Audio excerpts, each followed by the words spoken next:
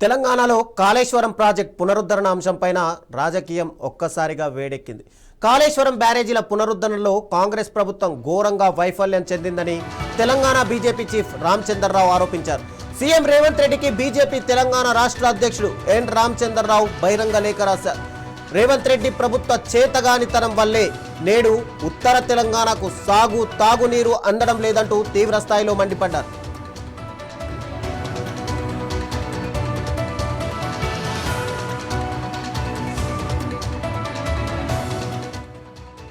NDSA నివేదికలను పట్టించుకోకుండా ప్రభుత్వం ఏకంగా 3 వర్కింగ్ సీజన్లను వృధా చేసిందని రామచంద్రరావు ధ్వజమెత్తారు.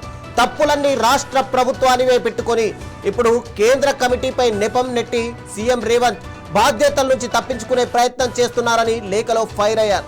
సమయం వృధా చేయడం ఆపి ఇప్పటికైనా బ్యారేజీల పునరుద్ధరణ పనులను యుద్ధ ప్రాతిపదికన చేపట్టాలని డిమాండ్ చేశారు. మరి రామచంద్రరావు లేఖపై కాంగ్రెస్ సర్కార్ ఏ విధంగా స్పందిస్తుందో చూడాలి.